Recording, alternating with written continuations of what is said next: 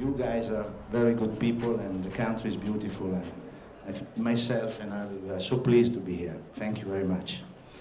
Having said this, this man is a character, is a personality, and in these days, the days of the corporate system, the days of the multinational company, is not that so easy anymore to find people like him. And I just want to start asking Harvey, how were your dad, how were your mom? I mean, which lesson you learned from them? I guess I was lucky in that my kind of wide family are kind of quite musical. My mum used to sing occasionally. My uncle was a drummer, more for fun, but made some records.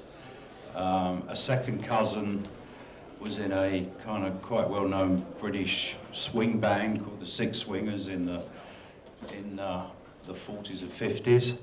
And on my aunt's side, they all come from opera background. So my distant family, although my aunt's husband, all of his family were either opera singers, or there was a extremely famous conductor who was the world's leading exponent in Brooklyn and Mahler. His name was Yasha Horenstein. He was the guest conductor of the London Symphony Orchestra, the Chicago Symphony, and was probably the best exponent of both Bruckner and Mahler. And so I had this kind of musical influence, and my elder brother played clarinet, jazz clarinet. So all over in our house we had music going on all the time. So I was kind of weaned on jazz and learned music very How old early. you was when you was first time on stage, or on backstage? Backstage? Can you remember that? 15. 15? Yeah. I mean, funny enough, I have a similar field with you, but... At school, we had a jazz club, and still can't quite remember why or how, but there was a very famous Dixieland jazz star, trumpeter called Nat Ganella, who was in England playing, and somehow or the other I persuaded him to come to our school. And he played, that was my first ever promotion. I was 15, so and he 15. Played at school. So yeah. I thought you were starting already at kindergarten. No, not quite. No, I was saying to you, funny enough, we have similar field, because my grandfather was an impresario of opera and violino of La Scala. My grandmother was a soprano. My mother was a soubrette and a contortionist. The dad and the mom of my mother were comedian. I have a second cousin that is a piano player, and the sister and the twin sister of my dad. She was an art player. Yeah. So opera in our field, and then we'll talk about this later on when we're going to talk about Pavarotti. So but it was the same. I mean, there's a very famous sax player called Ronnie Scott, who had a club in London called Ronnie Scott's, which is of course still there. He's no longer with us. But on a Saturday afternoon when I was about 8 or 9, he used to live quite near us. I used to go around to his house, sit on his lap, and sit on a very famous drummer and vibe player called Victor Feldman. And they used to have sessions around at his house. I used to sit on his lap while he was playing drums and so on. So, you know, it was just, music was in the air. Can you remember the first record you bought? The first record I bought... Was it 45? Yeah. 30, maybe a 78? Yeah, no, there was... Probably some of the people that even don't know what is a 78. A vinyl. Was it vinyl? Well, 78s, we had loads of them at home. Yeah, and me used to, the same. Listen, 78s, very heavy. Big things. They're like LPs that went fast. Fantastic.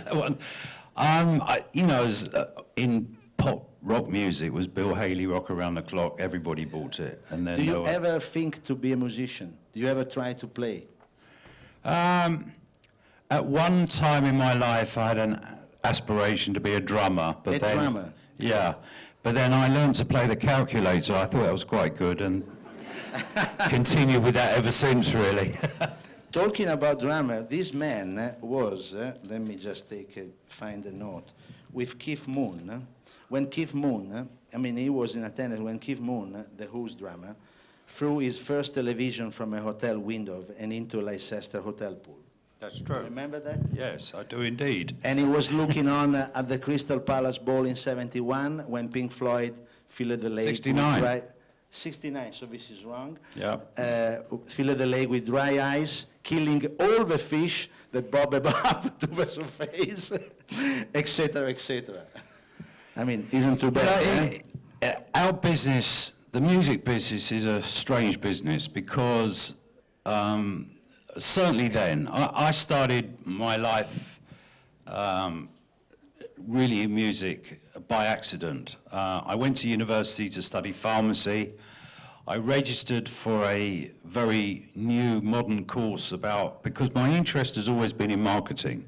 Why do products sell? One sells or one doesn't. What makes people, because in pharmacy it's a 4-year course, but 1 year is an apprenticeship. So I decided to do my apprenticeship first, and I spent a year working in a chemist shop, and I learnt very quickly that marketing was all. Why would women go into the pharmacy to buy one particular product? In those days it was Estee Lauder was flavour of the month, and not buy Elizabeth Arden or Chanel or Lancome or whatever, because Estee Lauder had fantastic packaging and great marketing. Absolutely. And I learned very quickly about that. But then soon after I started this course, which was more about applied pharmacy. I was interested in perfumery and cosmetics and how they were made and how they were sold.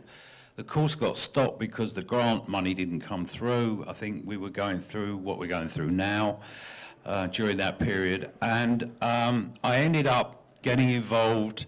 In England, we have what's called the Student Union, which represents all the non-academic side of students. And I attended a student union meeting, and I stuck my hand up, which is a great mistake in life. How old you was? 20. 20, okay. And